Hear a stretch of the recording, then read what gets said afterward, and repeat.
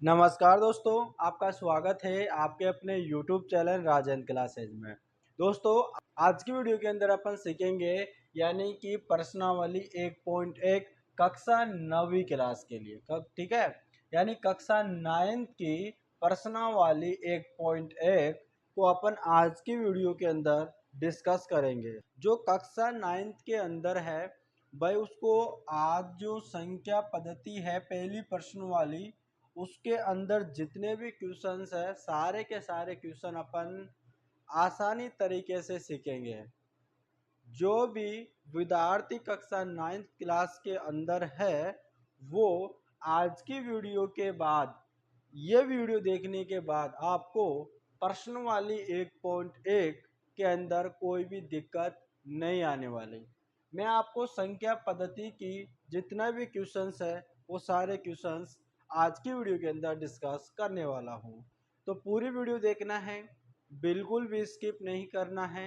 अगर स्किप करोगे तो आपको कुछ भी समझ में नहीं आएगा। और हाँ, जो 9th क्लास में और भी स्टूडेंट है, जो आपके फ्रेंड है, उनके पास में शेयर कर देना ताकि वो भी इस वीडियो के माध्यम से प्रश्नावली 1.1 यानी संख्या पद्धति को आसानी से सीख सके। ठीक है। और जल्दी ही 10वीं क्लास की जो मैथ की बुक है उसको भी लेने वाला हूँ ताकि 10th क्लास की जो बोर्ड का एग्ज़ाम है वो आपका आसानी से क्लियर हो जाए और आपकी परसेंटेज जो है बढ़िया बन जाए। दोस्तों, अपन स्टार्ट करते हैं। सबसे पहले प्रश्नावली 1.1 जिसका नाम है संख्या पद्धति। क्वेश्चन करने से पहले जो प्रश्नावली 1.1 है उसका नाम है संख्या पद्धति। तो सबसे पहले संख्या क्या होती है यानी संख्या पद्धति होती क्या है उसको आप सीख लोगे तो उसके क्वेश्चन भी आप आसानी से कर लोगे। तो सबसे पहले संख्या पद्धति के बारे में देखो कि यानी संख्या होती क्या है। दोस्तों, संख्या जो होती है वो दो प्रकार की होती है। ठीक है, संख्या कितने प्रकार की होती है? दो प्रकार की होती है। तो यहाँ पर आप डाल सकते हो कि जो संख्या होती है वो दो प्रकार की होती है। पहली एक प्रकार की होती है उसको अपन बोलते हैं वास्तविक संख्याएं। क्या बोलते हैं? वास्तविक संख्याएं। ठीक है, आपको आराम से सीखना है, कोई जल्दबाजी नहीं करना। ठीक है, सबसे पहले अपन सीखे कि जो संख्या होती है वो दो प्रकार की होती है, वास्तविक संख्या और दूसरी होती है काल्पनिक संख्या। ठीक है, काल्पनिक संख्या। काल्पनिक संख्या। अब संख्या दो प्रकार की होती है, वास्तविक संख्या और काल्पनिक संख्या। ठीक है, वास्तविक संख्या भी दो प्रकार की होती है। इसको आपको लिख लेना है, अगर आप बाद में आपको अगर काम आती है तो, या फिर अगर आप देख लो। वास्तविक संख्या दो प्रकार की होती है। एक होती है आपके परिमेय संख्या। क्या होती है दोस्तों? परिमेय संख्या। और दूसरी होती है आपके अपरिमेय संख्या। अपरिमेय संख्या। ठीक है, अपरिमेय संख्या। और उम्मीद करते हैं सभी लोग जानते भी होंगे कि परिमेय संख्या किसे बोलते हैं। ठीक है, यानी परिमेय संख्या किसे बोलते हैं और अपरिमेय संख्या किसे बोलते हैं। देखो, परिमेय संख्या उसे बोलते हैं जो p बटा q के फॉर्म में होती है। ठीक है, देखो, यानी p/q के रूप में लिखी हुई संख्या क्या होती है? परिमेय संख्या होती है। इसकी दो शर्त और होती है। एवं एवं जो q होता है यानी नीचे वाला जो यहाँ पर कोई संख्या आती है वो नॉट इक्वल टू यहाँ पे जीरो, यानी जीरो के बराबर नहीं होनी चाहिए, यानी कि बटे में जीरो नहीं आना चाहिए। ये परिमेय संख्या की शर्त है कि भाई p/q के रूप में संख्या तो होनी चाहिए लेकिन बटे में जीरो नहीं आना चाहिए। अगर जीरो आ गया तो वो परिमेय संख्या नहीं कहलाएगी। ठीक है, तो इसको ध्यान देना है। बटे में आपका जीरो नहीं आना चाहिए। और यहाँ पे क्या है, Q not equal to zero, तथा इसकी एक और शर्त है, तथा पी एवं क्यू यानी इनका एचसीएफ, ठीक है, एचसीएफ हमेशा एक होना चाहिए। ठीक है, हमेशा एक होना चाहिए, एक होना चाहिए। ठीक है, यानी कि परिमेय संख्या किसे बोलते हैं, जो P बटा Q के रूप में लिखी हुई, P बटा Q के रूप में लिखी हुई होती है, उसे परिमेय संख्या बोलते हैं। और Q जो होता है वो G के बराबर नहीं होना चाहिए, तथा Q व P व Q का HCF हमेशा एक होना चाहिए। समझ गए, ये तीनों शर्त अगर फॉलो करती है तो वो परिमेय संख्या कहलाती है। जैसे कि आप मान लो कि 2/3 अगर संख्या ले तो 2/3 पी बटा क्यू के रूप में लिखी हुई है, तो क्या ये परिमेय संख्या है? हाँ, अपन बोल सकते हैं कि परिमेय संख्या है। क्यों? क्योंकि देखो ये पी बटा क्यू के रूप में तो लिखी हुई है, और बटे में जो है जीरो नहीं है, इस बटे में 3 है, जीरो नहीं है। और दूसरा पी और क्यू का एचसीएफ हमेशा एक होना चाहिए। देखो एचसीएफ एक है, या 2 और 3 का अगर एचसीएफ निकालते हैं तो देखो अपन यहाँ पे उस संख्या का भाग लगाएंगे जो दोनों संख्या को विभाजित करे। तो यहाँ पे ऐसी कोई संख्या ही नहीं है, तो यहाँ पर हमेशा एक संख्या है जो यहाँ पर 2 को विभाजित कर रही है, 2 एकम 2 और 3 एकम 3, है ना। तो यहाँ पे एक ऐसी संख्या है जो 2 और 3 को 3 में भाग चला जाएगा, तो हमें इसका एचसीएफ क्या हो गया, एचसीएफ एक हो गया। ठीक है, एचसीएफ एक हो गया है। तो आप इसको ऐसे समझ सकते हो। समझ गए? देखो, आराम से समझना है, कोई जल्दबाजी नहीं करना। सबसे पहले मैं संख्या के बारे में बता रहा हूँ, क्योंकि आपकी जो प्रश्न वाली 1.1 है उसका नाम है संख्या पद्धति। आपको क्वेश्चन करने से पहले आपको चीज़ें पता होनी चाहिए, तभी तो आप कर पाओगे, वरना आप कहाँ से क्वेश्चन कर पाओगे। ठीक है, मैंने बताया कि संख्या दो प्रकार की होती है, वास्तविक संख्या, काल्पनिक संख्या। वास्तविक संख्या दो प्रकार की होती है, परिमेय संख्या, अपरिमेय संख्या। परिमेय संख्या P बटा Q के रूप में लिखी हुई होती है, उसे परिमेय संख्या बोलते हैं। और Q यानी जीरो नहीं होना चाहिए, और P व Q का HCF हमेशा एक होना चाहिए। इतना समझ गए परिमेय संख्या किसे बोलते हैं। और अपरिमेय संख्या किसे बोलते हैं, देखो इसका उल्टा है, यानी कि P बटा Q के रूप में नहीं होना चाहिए। ठीक है, P बटा Q के रूप में नहीं होना चाहिए। और दूसरा इसका है एवं, एवं यानी जो Q है वो, क्यू है वो नॉट इक्वल टू जीरो, यानी कि जीरो के बराबर नहीं होना चाहिए, पी बटा क्यू के रूप में नहीं होनी चाहिए। ठीक है, पहले यहाँ पर आप ऐसे लिख लो, पी बटा क्यू के रूप में नहीं होनी चाहिए, नहीं होनी चाहिए। और इसकी दूसरी शर्त बनेगी कि जो क्यू है वो जीरो नहीं होना चाहिए, यानी क्यू जो है जीरो के बराबर नहीं होना चाहिए, वो आपके अपरिमेय संख्या कहलाती है। जैसे कि संख्या आप ले सकते हो √3, √5, √7, इस प्रकार की संख्या। ठीक है, इस प्रकार की जो संख्या होगी वो अपरिमेय संख्या कहलाती है। यानी कि जो अपरिमेय संख्या क्या होगी, जो रूट के अंदर होगी। जैसे कि √3 हो गया, √5 हो गया, √7 हो गया, तो ये आपके अपरिमेय संख्या हो गई। परिमेय संख्या ये हो गई और अपरिमेय संख्या ये हो गई। समझ गए? देखो, वास्तविक जो आपके संख्या होती है, वास्तविक संख्या के अंदर बहुत सारी संख्याएं आती है।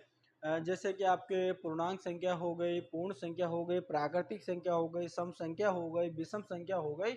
लेकिन आपको जो संख्या पद्धति के अंदर जो जितने भी क्वेश्चन दे रखे हैं, उसके अंदर सिर्फ परिमेय संख्या और अपरिमेय संख्या को ही बता रखा है। उसके अंदर पूर्णांक संख्या, पूर्ण संख्या नहीं दे रखा है, इसलिए मैं उनकी चर्चा यहाँ पे नहीं कर रहा हूँ। आपको उतना ही पढ़ना है जितना आपके सिलेबस में दे रखा है। फालतू में आपको ज़्यादा नहीं जाना है। जब आपको ज़रूरत पड़ेगी तब आपको पढ़ना है। जैसे कि आप 10th क्लास में जाते हो तो वहाँ पे आपको ज़रूरत पड़ेगी, तब आपको वहाँ पे पढ़ाएंगे।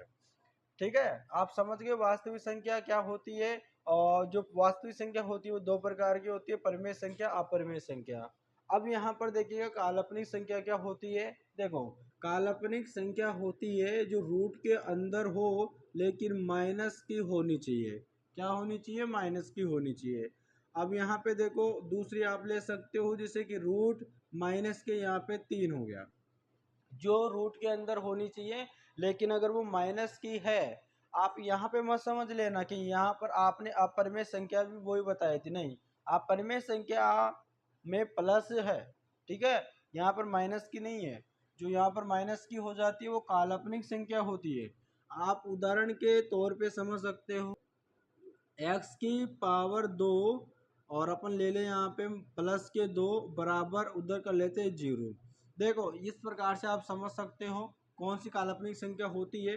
जैसे कि यहाँ पर x की पावर 2 है और माइनस के 2 है, सॉरी प्लस के 2 है, तो ये प्लस का 2 बराबर के उधर जाएगा तो माइनस का हो जाएगा, तो इधर तो आपके x की पावर 2 बचा बराबर, ये उधर जाके जब आपको पता है ना कि बराबर के उधर जाने के बाद में अगर प्लस की है तो माइनस की हो जाएगी, माइनस की है तो प्लस की हो जाएगी, गुणे में है तो भाग के हो जाएगी। तो यहाँ पर प्लस की है तो बराबर की उधर जाएगी तो माइनस का 2 हो जाएगा। इस रूट को हटाने के लिए आपको यहाँ पे इसको तो हटा दोगे, लेकिन इसकी जगह आपको यहाँ पे माइनस का 2 है ना, इस पर रूट लग जाएगा, ठीक है, ये तो पता है आपको। तो यहाँ पर देखो x की क्या हो गया, x का मान ये रूट माइनस का 2 हो गया, वो आपकी काल्पनिक संख्या होगी, ठीक है, समझ गए। देखो मैंने क्या क्या बताया है एक बार फिर से मैं आपको बता देता हूँ। प्रश्न वाली 1.1 है जो जिसका नाम है संख्या पद्धति। संख्याएं दो प्रकार की होती है, वास्तविक संख्या, काल्पनिक संख्या। वास्तविक संख्या भी दो प्रकार की होती है, परिमेय संख्या, अपरिमेय संख्या। परिमेय संख्या किसे बोलते हैं, p बटा q के रूप में लिखी हुई रहती है उसे परिमेय संख्या बोलते हैं। एवं q के बराबर जीरो नहीं होने चाहिए, यानी कि जो बटे में है वहां पे जीरो नहीं आना चाहिए। जैसे कि यहाँ पर 3/0 आप ऐसे नहीं ले सकते, नीचे जीरो आ रहा है इसलिए यहाँ पर परिमेय संख्या नहीं होगी। दूसरा है क्यू और पी क्यू का एचसीएफ हमेशा एक होना चाहिए। तीसरी शर्त फॉलो, इस प्रकार 3 शर्तें आपको फॉलो करनी है तब जाकर परिमेय संख्या होगी। आप परिमेय संख्या किससे बोलते हैं, जो पी बटा क्यू की नहीं होनी चाहिए, इसके फॉर्म में नहीं होनी चाहिए, और जो बटे में है वो जीरो नहीं आना चाहिए। और इसकी देखो अपन किस प्रकार इनको प्रदर्शित कर सकते हैं परिमेय संख्या को, जैसे रूट के 3, रूट के 5, रूट के 7 है, इस प्रकार की संख्याओं को अपन परिमेय अपरिमेय संख्या बोलते हैं। काल्पनिक संख्या किसे बोलते हैं, जो रूट के अंदर हो लेकिन माइनस की होनी चाहिए, ठीक है, उसे काल्पनिक संख्या बोलते हैं। उम्मीद करते हैं आपको अच्छे से समझ में आया है। अगर अच्छे से समझ में आया है तो आपको वीडियो को लाइक करना है, चैनल को सब्सक्राइब भी कर देना है और अपने दोस्तों के पास में भी उसे भेज देना है, ठीक है। देखो दोस्तों, अगर आप इसे लिखना चाहो तो लिख सकते हो, ठीक है। चलिएगा अपन चलते हैं हमारे क्वेश्चनों की ओर। चलिएगा प्यारे दोस्तों, अपन आगे हमारे क्वेश्चन की ओर। देखो आपकी पहली प्रश्न वाली के अंदर जो 1.1 है उसका पहला ही क्वेश्चन है, आप सभी देख सकते हो अपनी बुक के अंदर सेम ऐसा ही क्वेश्चन है। देखो यहाँ पर बोल रहा है क्या शून्य एक परिमेय संख्या है, आपसे पूछ रहा है, ठीक है, क्या शून्य एक परिमेय संख्या है। आगे बोल रहा है क्या इसे आप p बटा q के रूप में लिख सकते हैं, जहां p और q पूर्णांक है और q not equal to zero, यानी कि q जीरो के बराबर नहीं होना चाहिए। तो इस क्वेश्चन को पढ़कर आपको क्या समझ में आया, आपसे क्वेश्चन में पूछ रहा है क्या शून्य एक परिमेय संख्या है, तो आप आंसर में क्या करोगे। देखो भाई, अब यहाँ पे लगा लो आप हल, ठीक है, हल, हाँ, जीरो यानी कि शून्य एक परिमेय संख्या है, एक परिमेय संख्या है, हम बोल सकते हैं कि एक परिमेय संख्या है, ठीक है, एक परिमेय संख्या है। अब वो कैसे, देखो भाई यहाँ पे जीरो है, अब इसके बटे में कुछ नहीं है।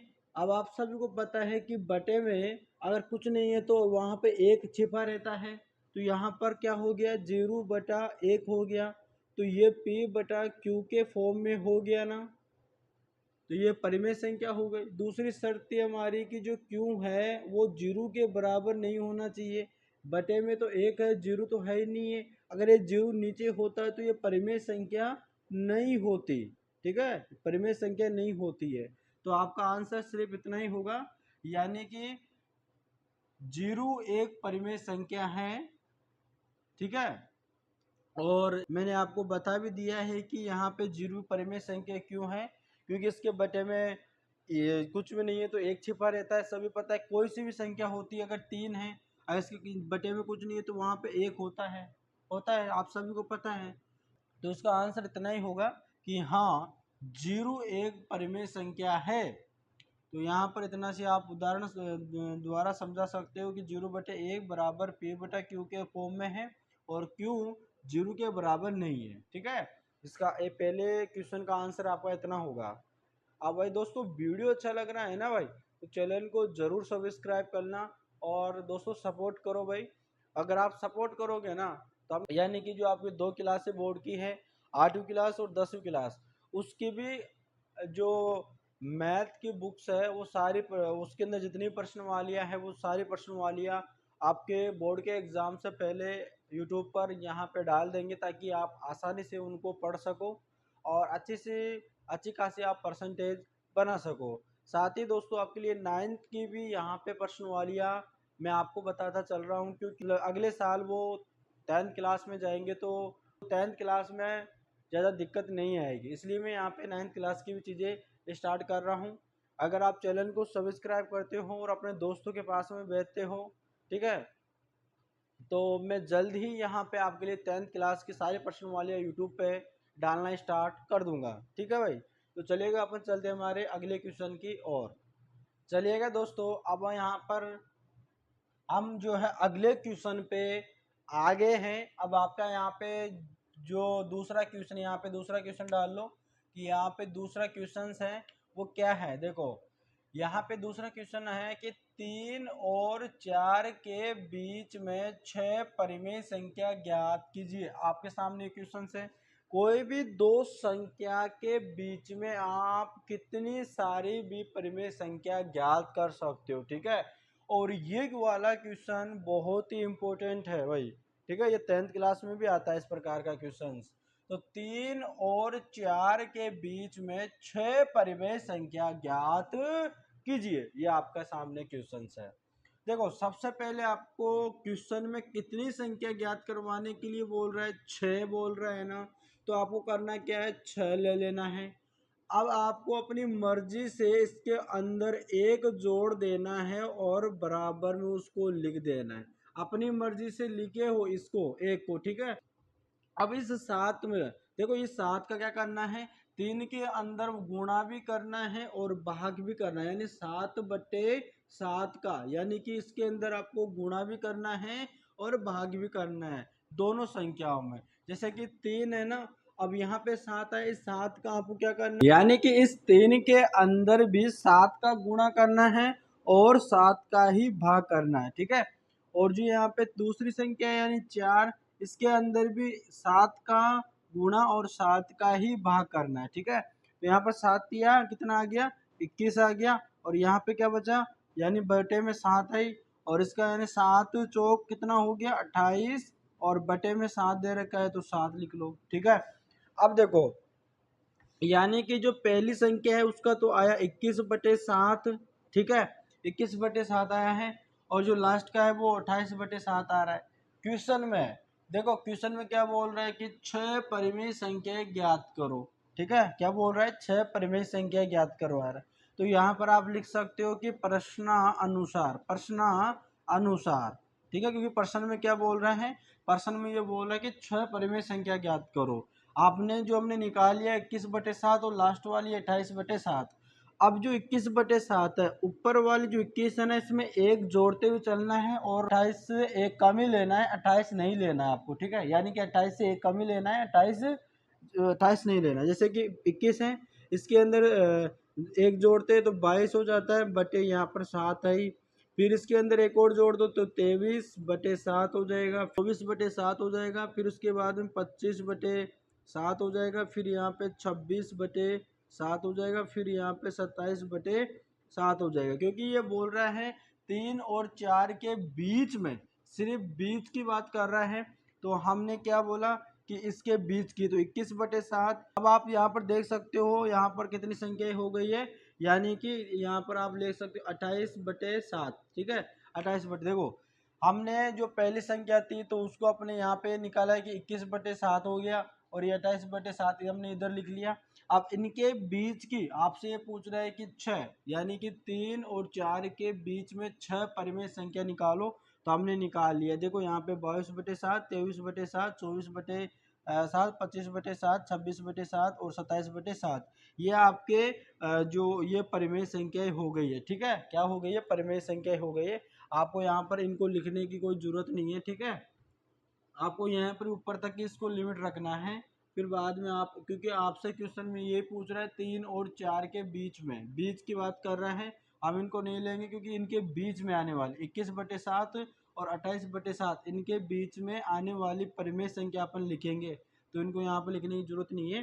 तो हमने लिख लिया है कि 22/7, 23/7, 24/7, 25/7, 26/7, 27/7 ये क्या हो गई है? आपकी परिमेय संख्या हो गई है, यानी कि 3 और 4 के बीच में। ठीक है, 6 परिमेय संख्या हो गई है। उम्मीद करते हैं दोस्तों आप समझ गए। ठीक है, तो चलिएगा अपन चलते हैं हमारे अगले क्वेश्चन की ओर।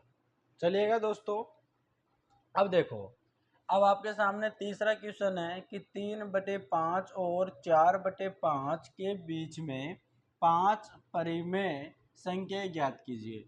अब सबसे पहले आपको करना क्या है? देखो, आपसे कितनी संख्या बोल रहा है? 5 संख्याएं बुलवा रहा है। ठीक है, तो आपको करना है क्या है? यानी 5 ले लेना है और प्लस 1 अपनी मर्जी से इसके अंदर जोड़ देना। कितना हो जाएगा? 6 हो जाएगा। ठीक है, अब इस 6 का, ठीक है, अब इस 6 का यानी कि 3/5 के अंदर गुणा भी करना है और भाग भी लगाना है। ठीक है, और आपकी अगली संख्या कौन सी? यानी कि 4/5 है। 4/5 में भी आपको गुणा 6 का करना है और भाग भी आपको 6 का ही लगाना है। ठीक, अब आपको करना क्या है? 6×3 = 18 हो गए, 6×3 = 18 और 5 का 30 हो गया। और दूसरी संख्या के अंदर 6×4 = 24 और बटे में 6×5 = 30 हो गया। आपसे यहाँ पे 5 परिमेय संख्या निकलवा रहे हैं। अब यहाँ पर लिखो प्रश्नानुसार। प्रश्नानुसार, अब इनके बीच में परिमेय संख्या आपको ज्ञात करनी है। तो अब इनके बीच में देखो, 18 एक जोड़ना है, 19 क्या हो जाएगा यहाँ पे? 19/30, फिर से एक ज़्यादा 20/30। आपको 24 से पहले, 24 भी नहीं लेना है, 24 से पहले है ना, एक 24 से एक कम ही लेना आपको। और फिर यहाँ पे 21/30, फिर यहाँ पे 22/30, फिर यहाँ पर 23/30। कितनी हो गई? देखो, 1 2 3 4 5, 5 हो गए ना। ये क्या हो गया? आपके परिमेय संख्या हो गई। यानी 3/5 और 4/5 के बीच में जो 5 परिमेय संख्या हैं वो ये है। ठीक है, इस प्रकार से आपका ये क्वेश्चन होगा। उम्मीद करते हैं दोस्तों ये क्वेश्चन भी आपको क्लियर हो गया। तो चलिएगा अपन चलते हैं हमारे अगले क्वेश्चन की ओर। चलेगा वह प्यारे दोस्तों, अब आपके सामने चौथा क्वेश्चन है। ठीक है, कौन सा क्वेश्चन? देखो, यहाँ पर दे रखा है कि नीचे दिए गए कथन सत्य हैं या असत्य हैं। यानी आपको बताना है कि इसके अंदर दिया गया जो बात है वो क्या सही है या गलत है। कारण के साथ अपने उत्तर भी देना आपको। पहला है कि प्रत्येक प्राकृत संख्या एक पूर्ण संख्या होती है क्या?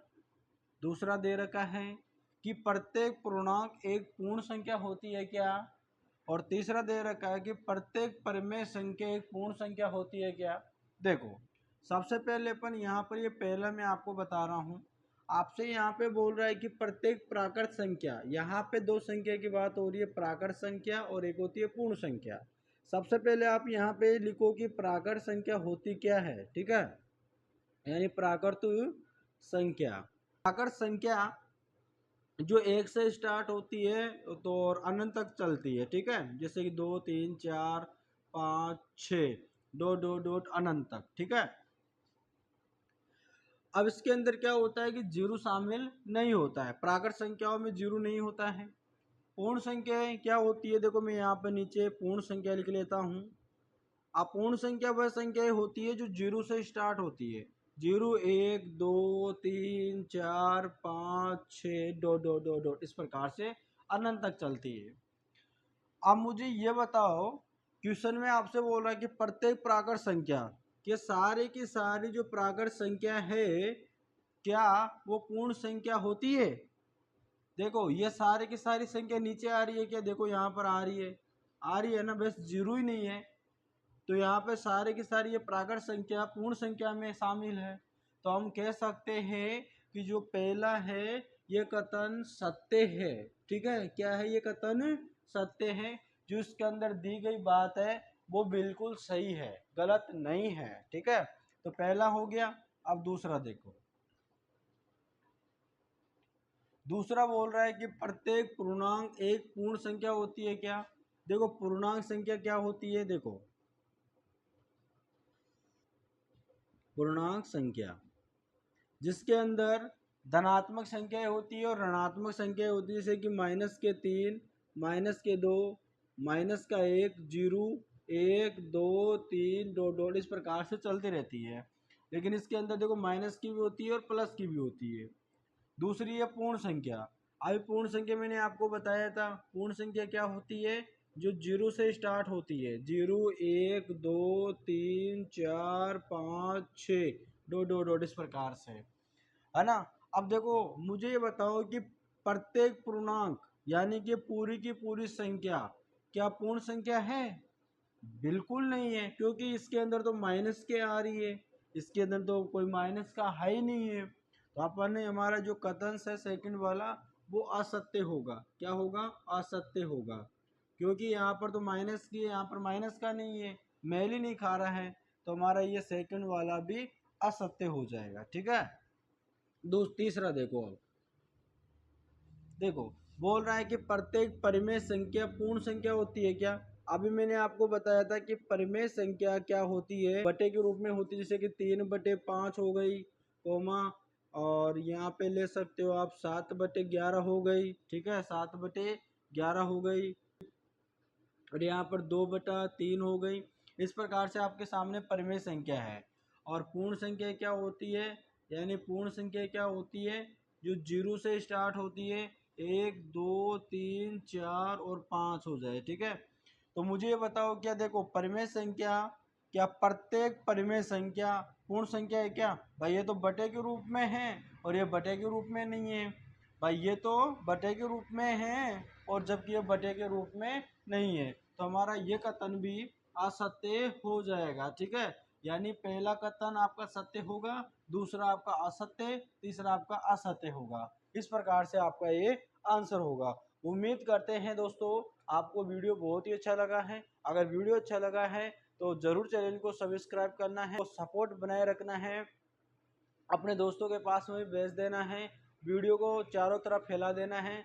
आपके लिए जल्द ही 10th क्लास की जो बुक है जो उसकी उसकी जितनी प्रश्नवालियाँ हैं वो इस चैनल पे आपको करवाई जाएगी, ताकि आपको बोर्ड की परीक्षाओं में कोई दिक्कत ना आए।